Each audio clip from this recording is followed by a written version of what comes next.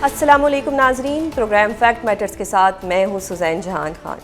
Budget ابھی آیا نہیں لیکن 28ویں ترمیم کی بہت بات ہو رہی ہے۔ آج اس حوالے سے بلاول بھٹو زرداری نے ایک اہم بیان دیا ہے کہ کل 15 مئی کو حکومت کے ساتھ باقاعدہ مذاکرات ہونے جا رہے ہیں۔ اس ترمیم کی ٹائمنگ بہت اہم ہے کیونکہ ایک طرف پاکستان میں بہت مہنگائی ہے، آن دا ادر ہینڈ پیٹرولیم مصنوعات ایوری ڈے جو ہے وہ بڑھتی جا رہی ہیں۔ پی ٹی آئی اس حوالے سے کیا سوچ رہی ہے، اس موضوع پر گفتگو کرنے کے لیے ہمارے ساتھ موجود ہیں سیکرٹری اطلاعات پی ٹی آئی شیخ فقاس اکرم۔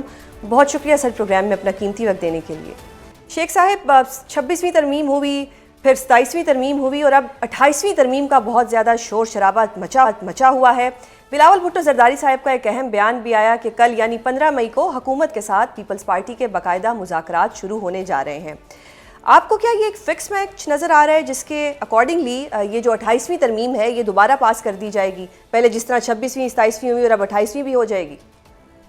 دیکھیں سوزین، بات تو بڑی سمپل سی ہے، عددی برتری ان کے پاس ہے، بشک فارم 47 کے لوگ ہیں، جعلی حکومت ہے۔ پچھلی دفعہ 5 بے ضمیر افراد جو ہے وہ ہمارے سے بھی چلے گئے اور پھر وزیر بن گیا، آپ نے دیکھا ہوگا۔ علامہ صاحب کے ساتھ مولانا صاحب کے ساتھ ہم انگیج کرتے رہے، ultimately he decided to side with the government. آپ کو یاد ہوگا میں مولانا فضل الرحمان صاحب کی بات کر رہا ہوں۔ تو ان کے لیے اس کو پاس کروانا تو وہ کوئی ایسا ایشو کوئی نہیں، آپ کے سامنے ہے، نمبر آپ کے سامنے ہے۔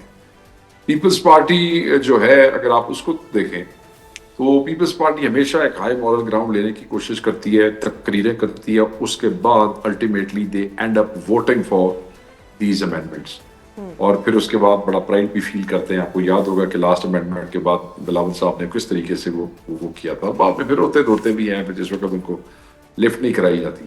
میں یہ سمجھتا ہوں کہ ہم تو بنیادی طور پہ ان امینڈمنٹس کے خلاف ہیں۔ اگر کوئی امینڈمنٹس پچھلی امینڈمنٹس کو انڈو کرنے کے لیے آئے تو پھر تو بڑی اچھی بات ہے، مگر کیونکہ اس کا ڈرافٹ ہمارے سامنے نہیں ہے تو ہمیں پتہ نہیں ہے کہ ہم کیا بات کریں۔ یعنی حکومت نے پی ٹی آئی کو آن بورڈ نہیں لیا؟ نہیں، کوئی بالکل اس قسم کا کوئی آن بورڈ والی بات۔ لاسٹ ٹائم آپ یاد کریں، ایون بلاول کو پتہ کوئی نہیں تھا کہ اصل ڈرافٹ میں چیزیں کیا ہیں۔ تارڑ صاحب سے جب ہم مانگتے تھے ہماری پارٹی کے لوگ کہ ڈرافٹ کیا ہے تو وہ بھی ادھر ادھر کے فوٹو کاپیاں لا کے ہمیں دے دیا کرتے تھے۔ یاد ہے آپ کو؟ یہ اس بات کو ہم نے بڑا میڈیا میں اٹھایا کہ بھئی یہ تو ان کو خود آخری منٹ میں ڈرافٹ آتا ہے اور یہ کیا کر رہے ہیں یہاں پہ۔ آپ نے ایک لفظ استعمال کیا شور شرابہ، یہ شور شرابہ نہیں ہے، اس کا یہ شور خرابہ ہے سارا، اس لیے کہ جتنے منہ اتنی باتیں ہیں۔ اب کچھ لوگ ہیں جو میڈیا کے اوپر بیٹھ کے کیا کہہ رہے ہیں جی کہ 28ویں ترمیم کے اندر ہیلتھ اور ایجوکیشن جو ہے وہ وفاق ڈیمانڈ کر رہے ہیں۔ بھائی کامن سینس، 35-40 ہزار اسکول ہے پنجاب میں، کئی ہزار ہے سندھ میں، کئی ہزار ہے ادھر آپ کے اس میں کے پی اور بلوچستان میں۔ ڈو یو ریئلی تھنک کہ وفاق جو اسلام آباد کی ایک چھوٹی سی ایجوکیشن منسٹری جو ہے اس کو نہیں رن کر پاتے تو وہ پورے ہزاروں اسکول جو ہے وہ اس کو اسلام آباد سے بیٹھ کے کنٹرول کریں گے؟ ہیلتھ ان کے کون سے حساب کتاب سے اور کس طریقے سے ہیلتھ کے بی ایچ یو سے لے کے ڈی ایچ کیو سے لے کے آر ایچ سی سے لے کے کس طریقے سے یہ تو ممکن ہی نہیں ہے۔ مجھے نہیں سمجھ آتی کہ لوگ یہ کس قسم کے انالیسس دے رہے ہیں۔ اور پھر میں نے یہ بھی سنا کچھ لوگوں نے کہا کہ جی یہ تو کٹوتیاں کرنا چاہتے ہیں اور یہ تو یہ جو این ایف سی کے حوالے سے بجٹ کے اندر، دیکھیں میری بات سنیں، 20 تاریخ کو اور 22 تاریخ کو یاد رکھیے گا این ای سی اور اے پی سی سی یہ 2 میٹنگز ہو جاتی ہیں۔ آپ کا بجٹ جو ہے وہ 90% ان 2 میٹنگوں کے اندر کلیئر ہو جاتا ہے، آ جاتا ہے سامنے، ٹھیک ہے جی۔ یکم کو وفاق بجٹ پیش کرے، 2-3 کو کے پی بجٹ پیش کرے گا۔ وہ کون سی کٹوتی اور کہاں کی کٹوتی ہے، کیسے ممکن ہے؟ صحیح۔ تو میں یہ سمجھتا ہوں کہ اور اچھا پھر کچھ ایسی اسپیکولیشن بھی ہیں، کوئی اسمبلیوں کے ٹائم بڑھ جائیں گے، کوئی کہتا ہے صوبے بڑھ جائیں گے، کوئی کہتا ہے کہ کوئی اختیارات جو پچھلی دفعہ کو رہ رو گئے تھے وہ آؤ جان گے۔ کہنے کا مقصد یہ ہے کہ جب تک کوئی ڈرافٹ ہمارے سامنے نہ ہو ہم اس پہ کس طریقے سے بات کر سکتے ہیں۔ میں یہ سمجھتا ہوں کہ ان ترمیموں نے، پچھلی ترمیموں نے عدلیہ کو ایگزیکٹو کے افیکٹو کنٹرول میں دے دیا، اور ہم یہ سمجھتے ہیں کہ اس وقت ہمارے ساتھ جو ناحق ہو رہا عدالتوں میں اس کی وجہ بھی یہ ترمیمیں ہیں۔ شیخ صاحب، آپ نے کہا کہ صوبوں کا شیئر کم نہیں ہو سکتا، 26ویں ترمیم بھی ہوئی، پھر 27ویں بھی ہوئی، فیڈرل کانسٹیٹیوشنل کورٹس بھی بنے، اس کے بعد وفاقی آئینی عدالت میں جس طرح سے کیسز گئے ہم سب نے دیکھا، تو اس حکومت کو آپ ہلکا کیوں لے رہے ہیں؟ یہ تو کچھ بھی کر سکتے ہیں۔ نہیں، میں ہلکا، میں نے آپ کو پہلے ہی کہہ دیا کہ عددی برتری ان کے پاس ہے اور وہ برتری بے شک 47 والوں کی ہے مگر نمبر ان کے پاس ہے, ان کو نمبر کا ایشو کوئی نہیں ہے. شیخ صاحب پھر اپوزیشن اب کیا کردار ادا کرے گی, کس طرح سے پریشر بلڈ کیا جائے گا؟ آواز اٹھائے گی, اجلاس میں کھپ ڈالے گی, اجلاس کو نہیں چلنے دے گی, اپنا پوائنٹ آف ویو لوگوں کے سامنے لائے گی. یہ جو باتیں بھی 28ویں ترمیم کے بارے میں کر رہے ہیں نا, یہ جو شور شرابے کا آپ نے لفظ استعمال کیا بڑا زبردست, یہ بیسیکلی اصل ایشو سے توجہ ہٹانے کے لیے ہے. 28ویں ترمیم کا ذکر اس وقت آ گیا کس وجہ سے؟ بھائی تیل کی قیمتیں, گندم کی قیمتیں, آٹے کی قیمتیں, فیول کی قیمتیں, بجٹ آ رہا ہے, یہ توجہ ہٹانے کے لیے 28ویں ترمیم کا شور شرابہ شروع کر رہے ہیں. توجہ ہٹانے کے لیے یہ اس قسم کی بےہودہ گفتگو جو ہے ادھر ادھر ہو رہی ہے جس کا کوئی نہ سارے نہ کوئی پیر ہے. اصل ایشو اس وقت کیا ہے سلیم؟ گندم, آٹا, گھی, چاول, چینی, تیل, مہنگائی, جاب, بزنسز بند ہو رہے ہیں, جاب اور بجٹ سر کے اوپر. تو یہ صرف توجہ ہٹا رہے ہیں. اور یہ میں آپ کو بتاؤں این ای سی اور اے پی سی سی میں جب 20-22 کو تو ہر چیز کلیئر ہو جائے گی کس بات کی, تو ہم تو یہ توجہ نہیں ہٹنے دیں گے. ہمیں پتہ ہے کہ ان کی گیم کیا ہے, تو ہم تو ان کو ایکسپوز کریں گے بھائی, ایسے تو نہیں رہے. ہاں صحیح. سر آپ نے عوام کے شور شرابے کی بات کی, توجہ ہٹانے کی بات کی. ود ڈیو ریسپیکٹ کل ایک ایوان نہیں, وہ آپ نے شور شرابے کا لفظ استعمال کیا. جی بالکل. کل ایک قومی اسمبلی میں شور شرابہ ہوا, پی ٹی آئی کے اراکین کے درمیان کچھ لڑائی ہوئی, پہلے 2 میں شروع ہوئی, پھر زیادہ لوگ ہو گئے. Very sad and very unfortunate, very sad and very unfortunate. Don't you think کہ گورنمنٹ اس چیز کو آپ لوگوں کے اگینسٹ ہمیشہ استعمال کرتی ہے اور اب پبلک پہ بھی یہی امپریشن آ رہا ہے؟ This should not have happened. This should not have happened. I have spoken to one of the guys. میری ان میں سے اقبال افریدی صاحب سے بات ہوئی ہے, and I think it should not have happened. It was a sad and unfortunate show for a party that needs unity right now. وہ بس فرسٹریشنز ہوتی ہیں اور کئی دفعہ ٹیمپرز اوپر نیچے ہو جاتے ہیں, تو بس ٹھیک ہے, بٹ وہ چیزیں بعد میں دوستوں نے اس کو وہیں سیٹل کر دیا. صحیح. لیکن شیخ صاحب اب یہ اس طرح اگر لڑائیاں ہوتی ہیں پارٹی کے اندر جو کہ پہلی دفعہ نہیں ہوئی, تو اب پارٹی کے پاس کوئی اس کا سلوشن ہونا چاہیے, کوئی اسٹریٹجی ہونی چاہیے. کیا کہیں گے آپ اس پہ؟ دیکھیں یوزلی یہی ہوتا ہے, پارٹی میچور لوگ ہیں, 10-10 لاکھ کے لوگوں کے نمائندے ہیں, پارٹیوں نے اس کے اوپر کیا اسکول کا مانیٹر تو لگانا نہیں ہے. اس قسم کی سچویشن, یہ تو احساس خود کرنے والی بات ہوتی ہے. یہ جو سچویشن جب رائز ہوتی ہے اس وقت بیٹھ کے فوری کوئی سیٹلمنٹ ہو جاتی ہے. سیٹلمنٹ کیا ہے؟ بس سوری کر کے ایک دوسرے کو معذرت کر کے چلے جاتے ہیں اپنے گھر. نہیں ہونا چاہیے. وہ میں اگین کہوں گا کہ وہ پور شو, اور ہمیں اس کی تکلیف ہے, مگر خوشی اس بات کی ہے کہ دونوں دوستوں نے بعد میں ایک دوسرے کے ساتھ بیٹھ کے جو ہے دوسروں کی موجودگی میں معاملہ رفع دفع کر دیا. تو ہم حکومت کو یہ موقع نہیں دینا چاہتے کہ وہ ہماری. اچھا شیخ صاحب, مسئلہ تھوڑا سا اگر اس کا بیک گراؤنڈ دیکھا جائے تو جو آپ کے پارلیمنٹیرینز ہیں وہ ہمیشہ یہ گلہ کرتے ہیں کہ انہیں پارلیمان میں بولنے نہیں دیا جاتا, ان کی باری نہیں آتی, اور جو پارلیمانی لیڈر ہیں وہ بھی اس چیز کو انشور نہیں کرا پاتے. ذمہ داری تو دیکھیں جی پارلیمانی لیڈر کی ہی ہے. تو I don't know whether he was there or not. نوجوان نیا بنایا ہے انہوں نے شاید کھٹک کو, ینگ ہے, میں نے تو بالکل ہی ہیز ٹو اسرٹ ہمسیلف, اور وہ بالکل موقع ملنا چاہیے. مگر ایک ذہن میں رکھیے گا, یہ حکومت اور اسپیکر صاحب تھوڑی سی ڈسکریمنیشن کرتے ہیں ہمارے ساتھ. ہمارے بندوں کو ٹائم کم دیتے ہیں. ٹرو. ہمارے بندوں کو مطلب جب بڑے اہم ایشو ہوتے ہیں اپنے بندوں کی تقریریں کرا کے اجلاس ایڈجرن کیا اور کر گئے. ہمارے کسی ایک کو بولنے کا زیادہ شوق ہے. they know, you know, they have been there in those assemblies for years, کہ وہ فلانا اس کو اسی نے ایک نہیں سب کا ٹائم لیا, تقریریں ختم کی, کہانی چلو کسی کو. ہر ایم این اے, آپ دیکھیں میں یہ سمجھتا ہوں اسپیکر صاحب کو یہ سمجھنا چاہیے کہ آپ لاکھوں نہیں کروڑوں روپیہ ایک اجلاس پہ خرچ کرتے ہیں. بالکل.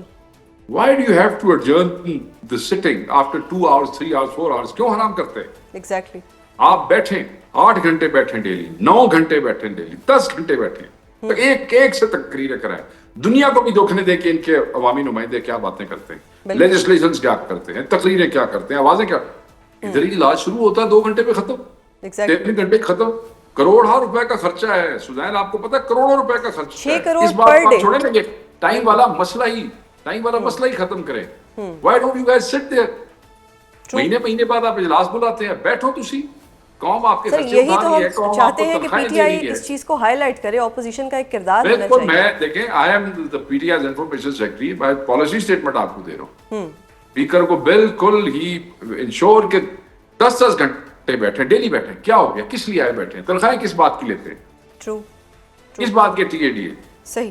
اجلاس 1 گھنٹے کے لیے بیٹھے, سنیں 1 گھنٹے کے لیے بیٹھے, 5 منٹ کے لیے بیٹھے, ٹی اے ڈی اے پھر ٹریولنگ اور ڈویلنگ الاؤنس پھر بھی وہی ہے, 8 گھنٹے کے لیے بیٹھے پھر بھی وہی ہے. میک دیم سٹ 28 hours, why not, why not, اجلاس لائیو دکھائیں, سب کو بٹھائیں, کون سو رہا ہے, کون جاگ رہا ہے, کون علاقے کی بات کر رہا ہے, کون نیشنل ایشو کے اوپر بات کر رہا ہے, کون غریب کی بات کر رہا ہے, پیپل شوڈ سی.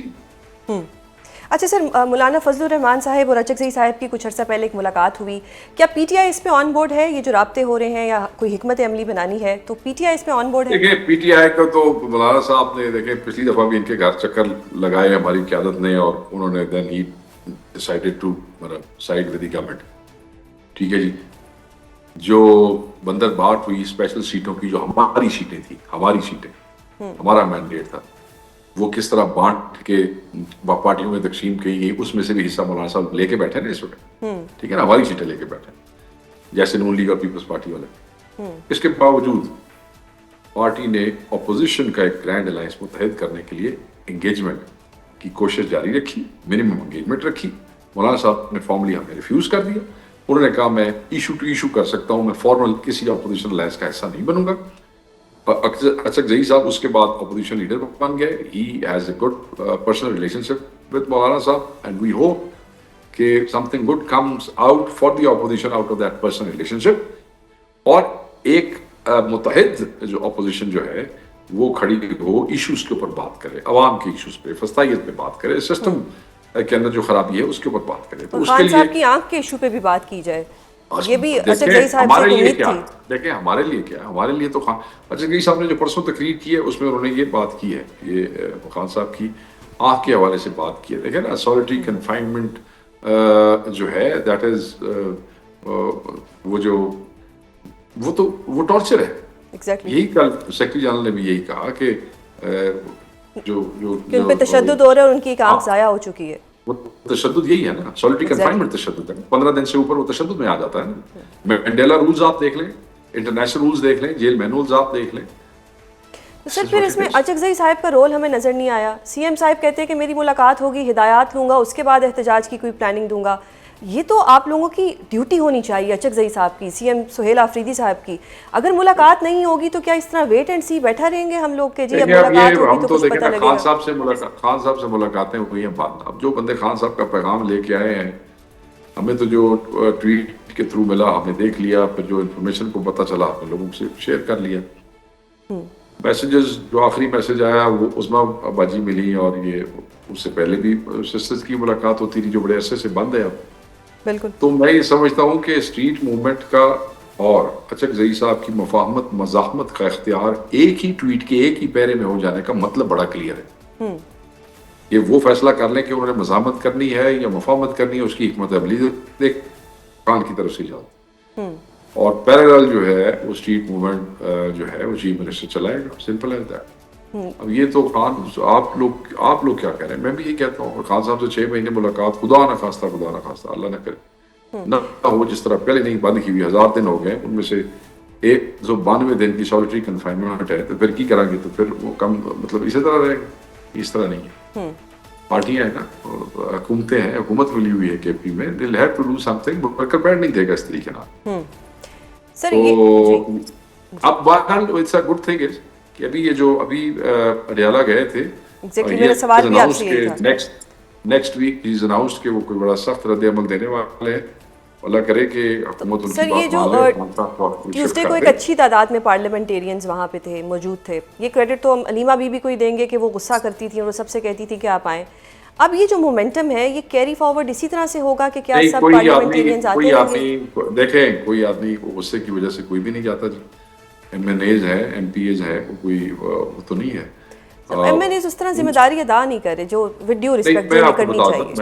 میں آپ کو بتا دیتا ہوں جی, بات یہ ہے کہ لوگ خان کی محبت اور عقیدت میں وہاں جاتے ہیں, اور باجی کا احترام, ٹھیک ہے نا, خان صاحب کی بہن ہے, احترام ہے, ماں ہے ہماری, وہ احترام ہے, اس میں جاتے ہیں. Let's not put it that way کہ کوئی کسی سختی وقتی کوئی کسی کی برداشت نہیں کرتا, کوئی اپنے گھر سے کاتا کرتا ہے. تو میرا کوشچن اس کانٹیکسٹ میں تھا کہ یہ پارلیمنٹیرینز کی ذمہ داری ہونی چاہیے. ذمہ داری لوگ آتے ہیں. بات پرابلم یہ ہے نا کہ ہمارے پاس باقاعدہ اٹینڈنس ہوتی ہے, اس دفعہ کی اٹینڈنس بھی ہے. وہ سارے کی ساری چیزیں صرف پنجاب پہ نہیں آ جاتی ہیں, پورے پاکستان میں سے پنجاب کے بعد سب سے زیادہ پارلیمنٹیرینز جو ہمارے پاس ہیں وہ کے پی کے اندر ہے.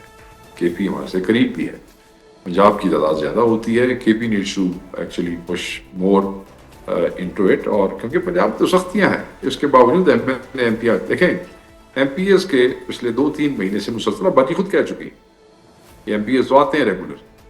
قافلہ معین قریشی خود لیڈ کر کے لے کے آتا ہے, خود اپوزیشن لیڈر جو ہر ٹیوزڈے کو, انلیس کو بیچارے کو مجبوری ہو جائے, جیسے ان کے بیٹے کی شادی تھی یا کوئی مسئلہ ہو جاتا ہے اس کی وجہ سے وہ نہ آئے تو نہ آئے. ادر دین دیٹ وہ آتے رہے, ایم این ایس بھی آن اینڈ آف آتے ہیں. بہت شکریہ سر پروگرام میں اپنا قیمتی وقت دینے کے لیے. ناظرین, شیخ وقاص اکرم صاحب نے 28ویں ترمیم پر کھل کے اپنے خیالات کا اظہار کیا. ٹرمپ کا دورہ چین جاری ہے اور اسی دوران ایران یو ایس کانفلکٹ پر کچھ اہم بیانات بھی سامنے آ رہے ہیں. اس موضوع پر گفتگو کرنے کے لیے ہمارے ساتھ موجود ہیں سابق سفیر آصف درانی. بہت شکریہ سر پروگرام میں اپنا قیمتی وقت دینے کے لیے.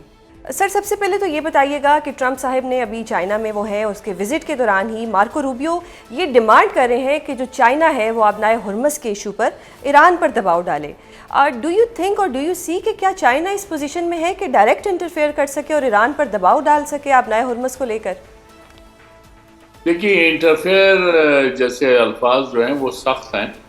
چائنا اپنا انفلوئنس یوز کر سکتا ہے, اور اس کا مطلب یہ ہے کہ اب امریکہ اس بات پہ مجبور ہو گیا ہے کہ وہ اب چائنا کے گڈ آفیسز استعمال کرے, ان کا اثر و رسوخ استعمال کرے اور آبنائے ہرمز کو کھلوائے.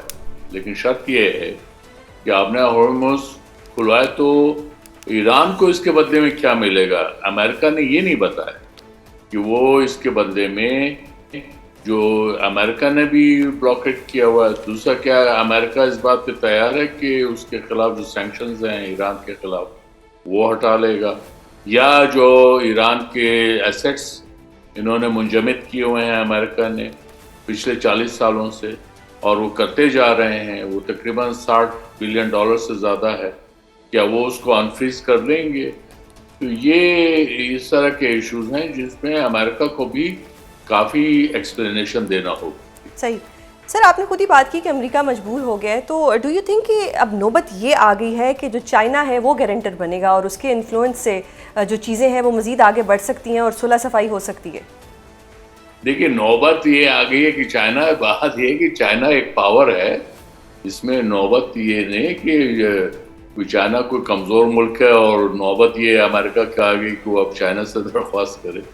چائنا جو ہے وہ اس وقت ایک کمپیٹنگ پاور ہے یونائٹڈ اسٹیٹس کی, اور اس وقت ٹرمپ صاحب جو چائنا گئے ہیں بہت بڑا تجارتی ڈیلیگیشن لے کے, جس میں چائنیز اور امریکن انڈسٹری کے سارے لیڈرز وہ ساتھ ہیں, وہ ان سے چائنا سے درخواست کرنے گئے ہیں کہ پلیز آپ ہمارے بھی سامان خریدیں تاکہ ہماری بھی جو ہے ایکسپورٹس بڑھیں, کیونکہ ابھی بھی بیلنس آف ٹریڈ چائنا کے فیور میں ہے, اور امریکہ یہ چاہتے ہوئے بھی کہ وہ اس پہ پابندیاں لگائے نہیں لگا سکتا, کیونکہ الٹا نقصان امریکہ کو ہی ہوتا ہے اس صورتحال میں بھی.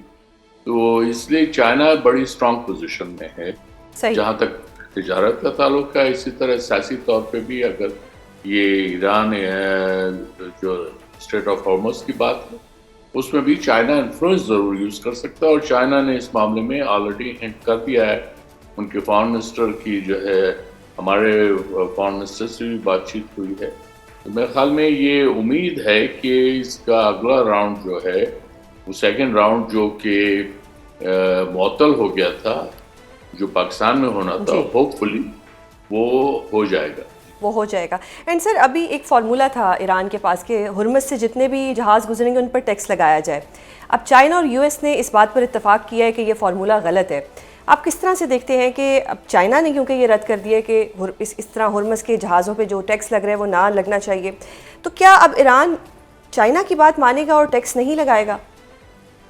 دیکھیے, ابھی یہ بات اس پہ حتمی کچھ بھی نہیں کہا جا سکتا, کیونکہ چائنیز اور یہ ایران نے بھی ابھی تو بات کی ہے, انہوں نے کوئی ٹیکس نہیں لگا, اور اس کے لیے ایک رجیم جب تک نہیں بنے گی بات نہیں ہوگی. اس میں خالی ایران یک طرفہ طور پہ جو ہے کوئی بھی ٹیکس وہ یا ٹول نہیں لگا سکتا.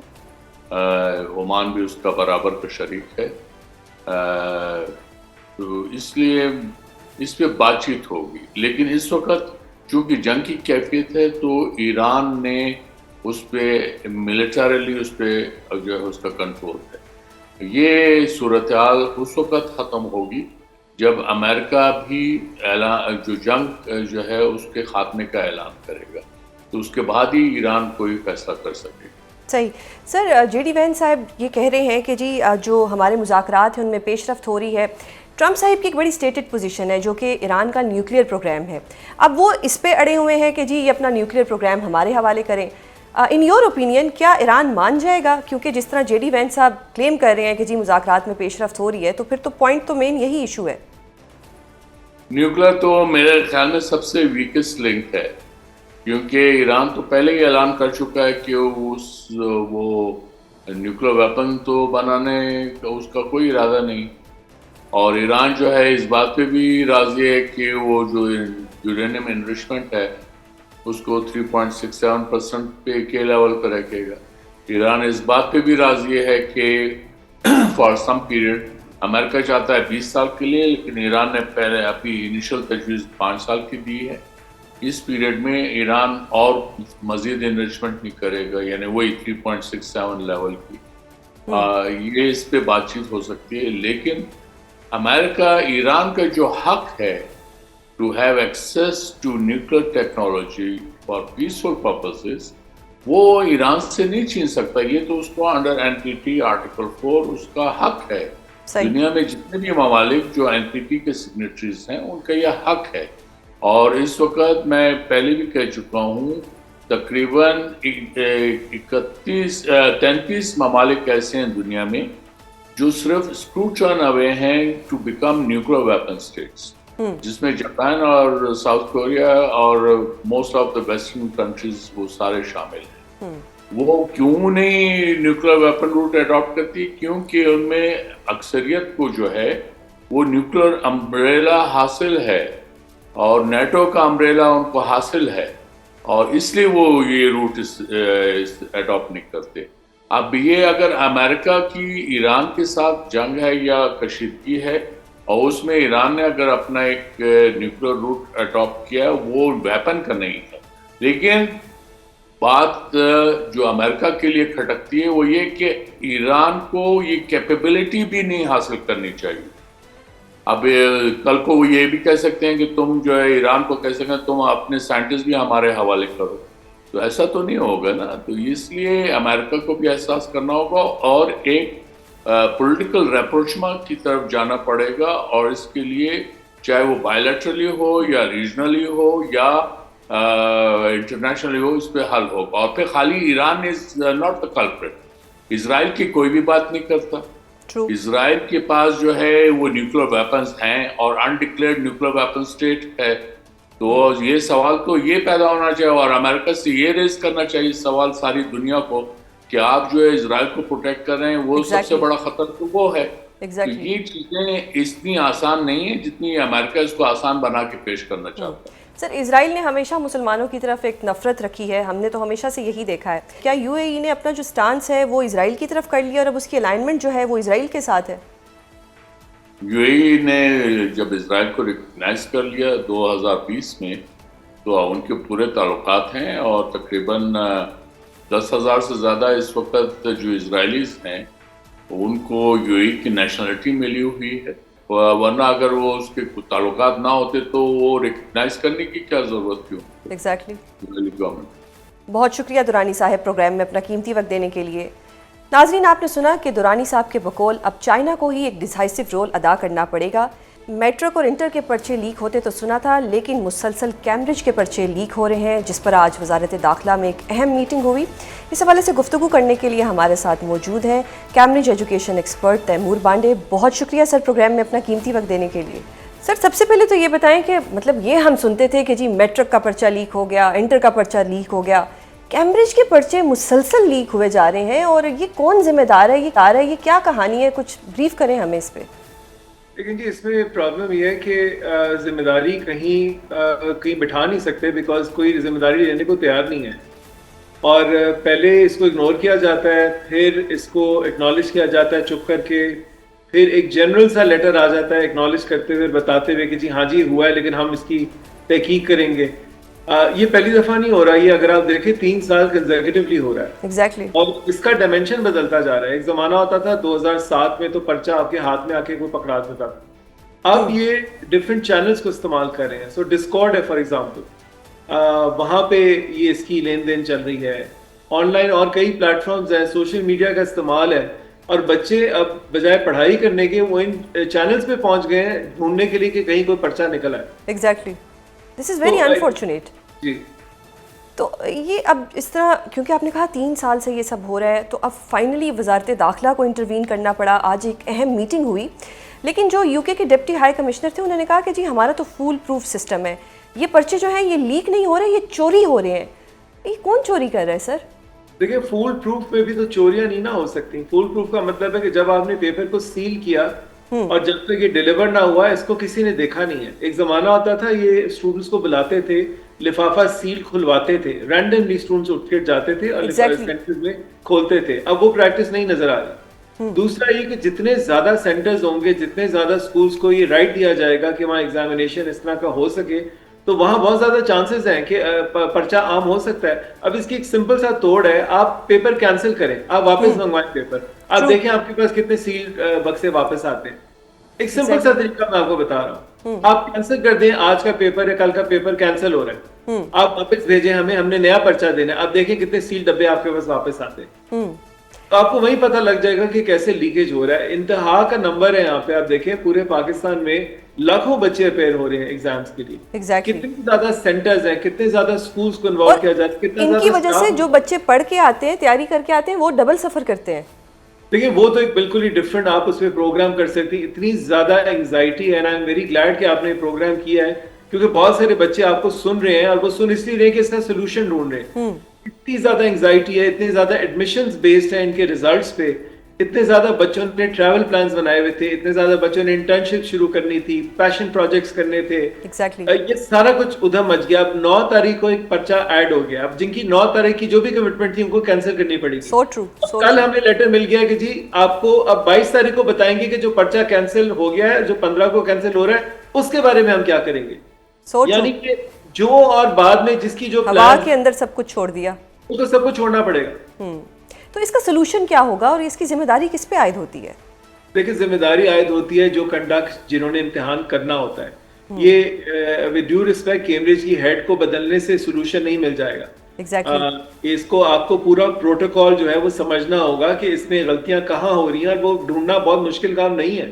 ایک سولوشن تو میں نے آپ کو ایز اے لے مین دیا ہے کہ اگر آپ پرچے واپس منگوا دیں ایک دن، آپ کو پتہ لگ جائے گا کہ کدھر کھلے ہوئے تھے آلریڈی، کہاں سے پرچے جا رہے ہیں، نکل رہے ہیں. فار ایگزامپل آپ کے جو آن لائن پلیٹ فارم پہ بک رہے ہیں، آپ ٹریس کرائیں، آپ ایف آئی اے کو انوالو کریں، آپ ایجنسیز کو انوالو کریں، آپ کو پتہ لگ جائے گا کہ کدھر سے کیا. لیکن آج جو این سی سی آئی اے کو انوالو کیا گیا اور کہا گیا ہے کہ جی وہ انویسٹیگیشن کرے تاکہ پتہ لگے کہ ذمہ دار کون ہے.